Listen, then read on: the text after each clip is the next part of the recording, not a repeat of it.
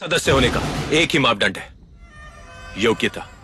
और आप सब जानते हो, उल्लूका का पुत्र वरुण देव, उसका स्तर कितना निम्न है, और ना ही उसने अपनी किसी काबिलियत का प्रमाण दिया है। मैं आपके साथ हूं अबरूक।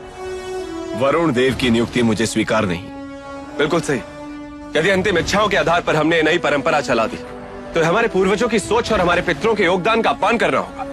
आर्यों के नियमों के मुताबिक सभा का सदस्य होना केवल अपनी काबिलियत के आधार पर होना चाहिए। हम सब यहाँ इसलिए क्योंकि हमने अपनी काबिलियत का प्रमाण दिया है।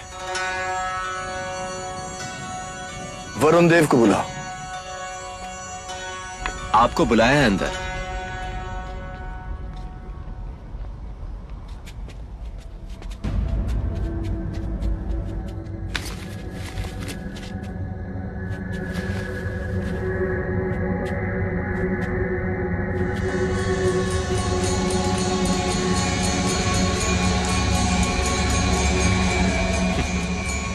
जिस व्यक्ति के शरीर में एक भी घाव ना हो, वो आर्य कैसा।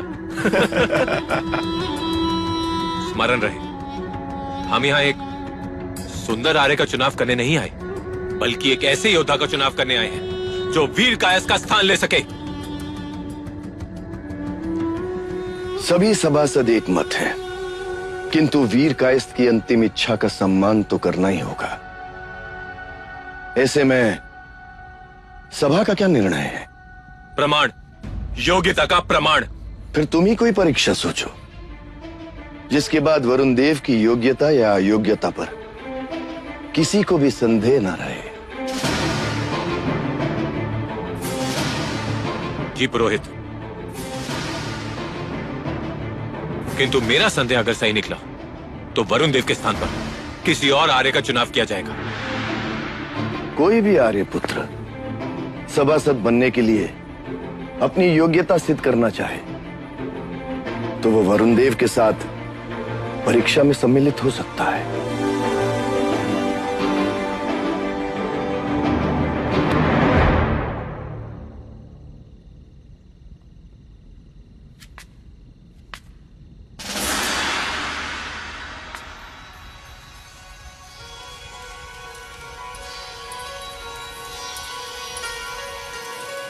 महारानी चामुंडी, आपके विवेकपूर्ण निर्णय से हमारे दक्षिण राज्यों के विवाद सकुशल सुलझ गए हैं। महारानी चामुंडी, आपकी राज्य प्रशासन, प्रबंधन एवं संचालन की जितनी प्रशंसा हो कम है।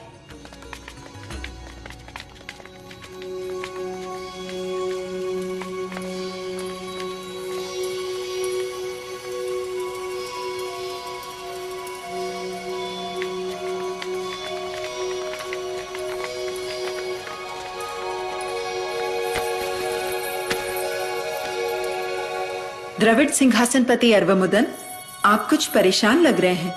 महारानी, मैं और मेरी पुत्री आपके पास शिकायत लेकर आए हैं। आपके द्रविड़ राज्य में हमें अभाव से जूझना पड़ रहा है। कैसा अभाव?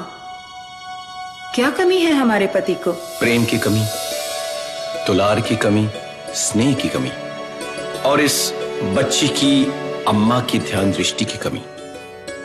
अच्छा, तो मेरे विरुद्ध शिकायत मुझी से? हमारे तो बस आप ही हैं। हाँ प्रियवर, इस पूरे द्रविड़ राज्य के हम ही हैं और हमारा कर्तव्य केवल हमारे परिवार तक ही नहीं परंतु हमारे पूरे राज्य के लिए भी है। मैं समझता हूं महारानी, लेकिन इस बच्ची को कैसे समझाएं? मैं इसे जितना भी ध्यान, जितना भी समय दूं, इसे अपनी अम्मा की ध्यान दृष्टि और स्नेह की आवश्यकता है। देवसेना, तुम हमारी संतान हो। तुम हमारे और इस पूरे द्रविड़ राज्य के भविष्य का सितारा हो। तुमसे तो मैं चाहकर भी अपना स्नेह न छिपा सकती हूँ और न उसे रोक सकती हूँ। परंतु ये बात कभी मत भूलना कि हम कौन हैं और हमारे जीवन का अर्थ क्या है। महिषी अम्मन के प्रताप से और हाहुमा के आशीर्वाद से हमें इस द्रविड़ भूमि पर राज्य करने का अधिकार दिया गया है। इसीलिए ये हमेशा ज्ञात रहे कि हमसे पहले ये राज्य है और हमसे पहले ये सिंहासन। देवसेना, तुम एक दिन इस सिंहासन पर बैठोगी और इसकी गरिमा बढ़ाओगी।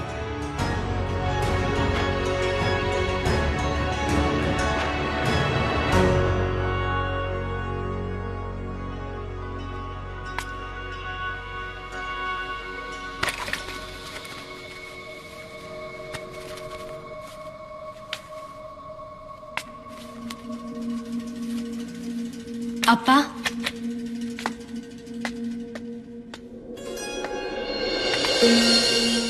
इस दिन की मैं कब से प्रतीक्षा कर रहा हूं। मैं तो क्या, सारा द्रविड़ राज्य, इस धरती की सर्वोत्तम मात्रिक सभ्यता प्रतीक्षा कर रही है अपनी रानी की। महारानी चामुंडी की पुत्री, महारानी पति आर्वमुदम की बेटी रानी बनेगी। और अप्पा, रानी बनते ही सब कुछ बदल जाएगा। नियम अनुसार आपको मुझे बेटी नहीं, रानी कहकर पुकारना पड़ेगा। और इसीलिए मैं रानी बनने के विचार से दूर भागती रही हूं। नहीं, रानी बनते ही मैं ये नियम बदल दूंगी। देवसेना, क्यों नहीं? रानी हूं, नियम बनाने का अधिकार है मुझे, नियम बदलने का भी। ये नियम हमारी पहचान होती है बेटी, हमारी परिभाषा होती है। नियम बदल दिया तो हमारा अस्तित्व बदल जाएगा। रानी बनने के बाद इन नियमों का सम्मान करना होगा, इनकी रक्षा करनी होगी बेटी। फिर से बोलिए बेटी। बेटी, फिर से।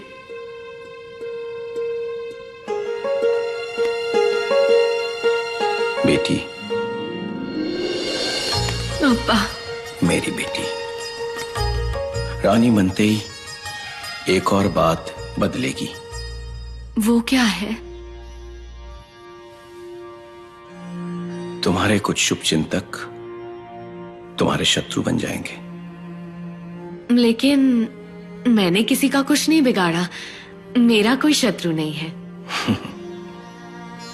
यही पहचान पाना एक सफल रानी बनने की दिशा में तुम्हारा पहला कदम होगा।